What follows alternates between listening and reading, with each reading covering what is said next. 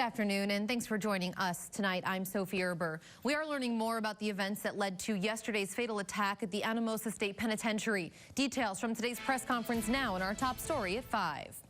A registered nurse, Lorena Schulte, and a correctional officer, Robert McFarland, were killed by blunt force trauma by 2 inmates attempting to escape.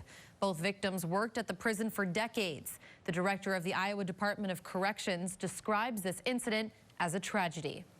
Every day, the men and women of this department put on their uniforms and they enter these facilities where, while not common, have acts of violence do occur here when they work. Our brothers and sisters in law enforcement know what I mean when I say we take inherent risk in our work, so hopefully that Iowans can feel safer in their communities. And KCAU 9 News reporter Lydia Vasquez has been following the developments all afternoon and joins us live now from outside the Woodbury County Jail. Here, Lydia. That's right, Sophie. 2 men once housed here in Woodbury County Jail have been identified as the inmates responsible for yesterday's fatal attack. In 2015, 28-year-old Michael Dutra of Sioux City was found guilty of robbing the Travel Lodge Motel on Harbor Drive. The second man involved is 39-year-old Thomas Woodard, who also has connections to Sioux City. He was accused of robbery in the first degree and crime of burglary in the first degree here in Woodbury County back in 2014. Coming up tonight at 6, we'll hear from local law enforcement agencies about how one of these men behaved while being an inmate here in Woodbury County. Reporting in Sioux City, Lydia Vasquez, KCAU 9 News. All right, thanks, Lydia. We'll check back. And vaccination efforts across the country continue to improve tonight, so good news there. But the CDC director says it is still not enough for her to issue guidance on fully reopening all schools. Jesse Jenner reports now on the latest out of Washington. No country has vaccinated more people than the U.S. The White House COVID-19 response team reports 45 million Americans are now fully vaccinated, and more studies show the shots work. They are extremely effective in preventing infection. Dr. Anthony Fauci points to new data in vaccinated healthcare workers that found they were nearly 100% protected against the virus. Fauci hopes to see that benefit spread across the entire community. At the end of the day, that is what it is that is going to end this pandemic in this country. The CDC director cautions Americans that new infections are continuing and could impact efforts to return to the classroom. We certainly don't want schools to open and then reclose. Dr. Rochelle Walensky reports the new CDC guidance from 6 to 3 feet for social distancing allows more school districts to reopen. And pharmacies have now vaccinated more than 1 million K-12 teachers, staff, and child care workers. This is substantial progress towards our goal of getting our teachers and school staff vaccinated by the end of March. But Walensky says the CDC is still limiting recommendations for in-person learning at middle and high schools, since those students are more likely to transmit the virus. In Washington, I'm Jesse Chenor. Residents of Dakota County, Nebraska that are 18 and older are now eligible to receive their COVID-19 vaccination. If you would like to register, you can do so by visiting the county's website, shown right there on your screen. Or if you're having trouble signing up online, you can call the Department of Health and Human Services. Again, that number is on your screen, 531-249-1873. Now, once you're registered, you'll receive an email, text, or a phone call when an appointment becomes available. And Iowa Governor Kim Reynolds announcing today that the state will soon be offering vaccines to all residents. Currently, Iowans over the age of 16 with underlying health conditions are currently eligible. However, the governor says that the supply of vaccines continues to be a hurdle for the state to overcome.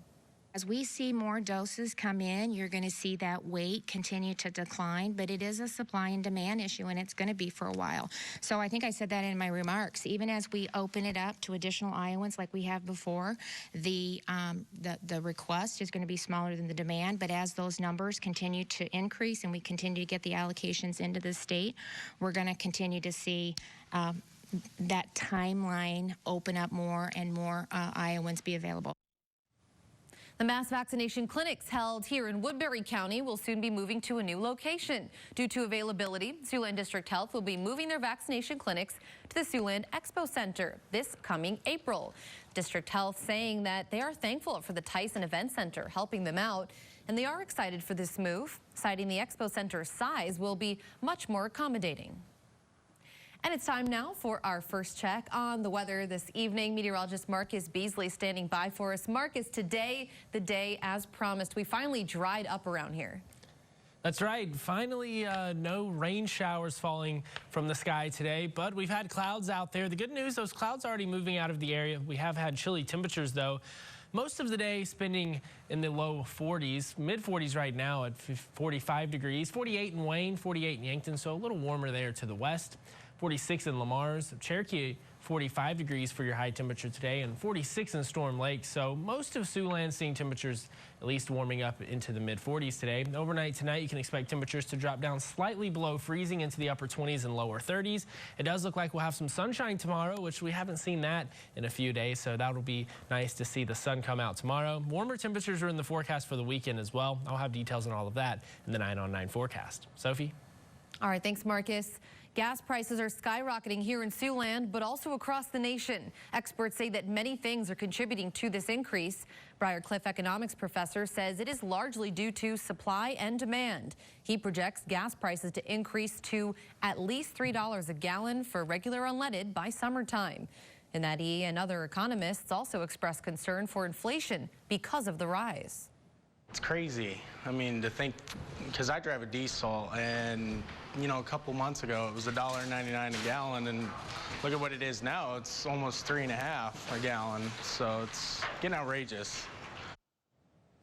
Coming up tonight at 6, KCAU 9's Mallory Smith will bring you more reaction from local people as well as an economics professor's take on this recent spike. Nebraska joining several other states suing the Biden administration over the suspension of oil and gas leasing on federal lands. Of course, that lawsuit was announced earlier today. It seeks to have the courts order the government to go ahead with the offshore lease sales that were planned for later this year. Nebraska is currently the only Siouxland state that has joined in this lawsuit. Well, Siouxland's most unwelcome yearly headache has come back around. Potholes. With the wear and tear of winter driving, coupled with our recent wet weather as of late, potholes have cropped up very quickly all over Siouxland's roads. Here in Sioux City, you can actually do something about them by documenting and reporting them through the Field Services Report a Pothole program. And the Central Plains Dairy Expo is underway at the Sioux Falls Arena and Convention Center. This year's event features 276 exhibitors from across the U.S. and even Canada. It showcases the latest in equipment and technology. Now, the Central Plains Dairy Expo was among the first events to be canceled last March, of course, because of COVID-19, making this year's get-together event even more significant. I mean, they've talked for 20 years of this being a family reunion, and you come in here and you can really feel the excitement of people just happy to, A, get back out and about finally after a year, but also just to be able to meet with their friends and their neighbors and the vendors that they work with, and it really is like a family reunion. The Central Plains Dairy Expo wraps up tomorrow at 3 in the afternoon. We know gun control has been a hot topic for many years now, but the debate getting some new life on Capitol Hill after a pair of deadly mass shootings. We have the latest from Washington coming up. And it looks like some patchy fog at times tonight, a slight warm up in the forecast, and some more showers possible this weekend. Details on that after the break. You're watching KCAU 9 News with Sophie Erber and meteorologist Marcus Beasley. This is KCAU 9 News at 5. Thanks for sticking with us. Amazing how a couple of damp days will really make you appreciate a cloudy but dry night like this evening. That's right. We've had dry conditions all day, which has been really nice, but temperatures have been chilly, and we've had winds gusting at times to around 35 miles per hour today. So even though it's been dry, we've kind of seen some chilly temperatures outside, which kind of takes back from the dryness anyway. Taking a look outside right now from the KCAU 9 studio, brought to you by the Port Neal Welding Company. We're still seeing those clouds, but notice we are beginning to see some breaks in the clouds. That will continue to occur overnight tonight. It does look like we will see partly cloudy skies, so you might even notice some stars out there tonight, which we haven't seen in a few nights because we've had clouds and rain. Speaking of rain, rainfall totals, North Fork, Nebraska coming in with just over 2 inches of rain from the system. Sioux City, Iowa, just shy of 1.7 inches. 55 degrees Saturday, 71 there on Monday, so a nice start to the work week, but that's not going to last. We'll see temperatures drop back into the 50s throughout the middle to the end of next work week. And Severe Weather Awareness Week continues. Today we're talking about flash flooding, heavy rainfall. It can cause sudden deep pooling of water in low-lying areas and especially on roadways. That's where it's most dangerous as you're driving. Flash flooding is something that you cannot drive through. Don't attempt to drive through an area if it appears to be flooded. Only 1 foot of water can make your vehicle float. 2 feet of rushing water can carry away most vehicles, including large SUVs, and never drive around a barricade. They're there for a reason. That's right. Turn around, don't drown. That's right. what they say. All right. Thanks a lot, Marcus. Well, coming up next, we are excited to announce that we have a newly redesigned mobile app here at KCAU 9 News. It's a beautiful experience that alerts you to breaking news, so be sure to download it. It gives you access to video, weather updates, and breaking news more quickly. Well, the popularity of plastic surgery is surging tonight. Doctors say coronavirus could be the culprit. Why increased screen time and going digital for both work and play is being blamed now, coming up. But first, Democrats on Capitol Hill say their call to action on gun control is now a matter of life and death, not a political stunt. Their debate coming up next. Just days after another pair of deadly mass shootings, Democrats say their call to action is not one of political theater, but it's a matter now of life and death. ABC's Mary Alice Parks has more on the political debate from Washington. New details about the deadly mass shootings in Georgia and Colorado, including the suspected weapons used and indications the Atlanta shooter purchased his gun the same day he used it, have put gun laws back in the spotlight once again. We all want our lives and our country to return to normal, but not this normal. Oh no, not the normal that accepts everyday gun violence as a matter of course. According to the Gun Violence Archive, more than 19,000 people died from gun violence in 2020, up from over 15,000 the year before, not including suicides. Nationwide, polling suggests that many gun safety measures are popular. Last month, the House passed 2 major bipartisan bills to expand background checks. While Senate Republicans have largely opposed those House bills, today Republican Senator Lindsey Graham suggested his GOP colleagues may be open to some improvements in the background check system. There are a lot of people who've been adjudged in a court of law, mentally danger to themselves or others, that are not in the current background system.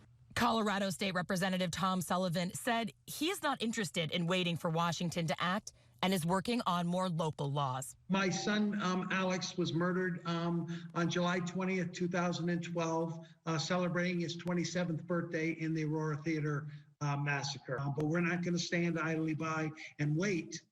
We did that before, and that's not something we can do again. Gun safety advocates pointing out that the city of Boulder had moved to ban assault weapons 2 years ago, but that local law was just blocked in court days before the alleged gunman is thought to have purchased an AR-style weapon. Mary Alice Parks, ABC News, Washington. Doctors tonight say people who have never turned to plastic surgery before are coming in looking for a fix, and it has to do with FaceTime and Zoom. We'll explain right after the break. Plastic surgeons across the nation say they're seeing a significant uptick in plastic surgery. Experts say the increase in the amount of screen time we've seen during this pandemic could be a serious factor. Reporter Mary Calkins takes a deeper look into this issue. Because of all the Zoom meetings and everything, I think people really pay attention to themselves, in cameras, the way they look, the distortion of the camera. Dr. Maria Lima says people are spending more time on social media and requesting procedures they see there. Now people come looking for the 360 lipo or, the high definition lipo, which they've seen in all these Instagrams from this plastic surgeons from Miami. All those results that not necessarily are real, but that's what they see and that's what they wanted.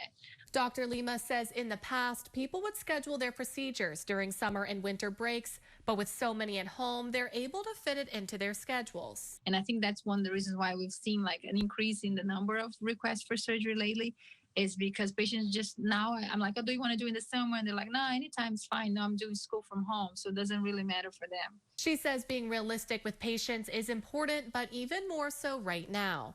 She says an increase in request combined with high exposure to different types of procedures on social media can create unrealistic expectations. If it's something that's they're seeing a way that's not reasonable, we have to find a way to show them, that they don't need surgery. Sometimes they don't need surgery. Dr. Lima says it's important to research who is doing the procedure. See their background, their training, what experience they have, and what location they're having their surgery. You know, to make sure they're not having like a basement surgery or something like that with a certified physician and team. Taking a live look outside now, Marcus returns with one more check on your forecast. First, this look from downtown Sioux City.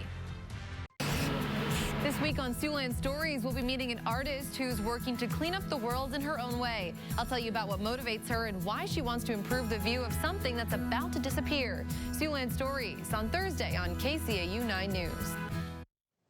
Before we wrap up here at 5, let's check in first with Tim for what's coming up at 6. Hi, Tim. Hey, good afternoon, Sophie. New developments continue to come in surrounding the news today out of Anamosa, Iowa, where that prison attack happened yesterday, leaving 2 workers dead.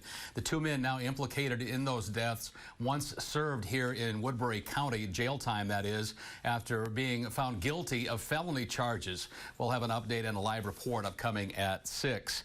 Beginning next month, mass vaccination clinics hosted by Siouxland District Health will be held at a new location. The Tyson Event Center is gearing up for other events in the spring season, so clinics are set to be held at the Sioux City Expo Center. We'll have those details after World News Tonight. And here's another sign that we're moving closer to life as we once knew it. The Big Ten Conference has announced that starting today, conference members will be able to follow local health guidelines and restrictions when deciding how many fans can come to their competitions. That's good news, of course, especially for sports fans. Sophie? That really is some great news, Tim. And great news also in the weather department. Our skies are continuing to clear. Yeah, that's right. And we'll see that overnight tonight. Partly cloudy skies. We'll have some stars actually make an appearance tonight, which we haven't seen in a while. Sunshine in the forecast for us tomorrow. Love it. Thanks, Marcus. Thank you for joining us. We hope you'll join us again at 6. And until then, have a great night.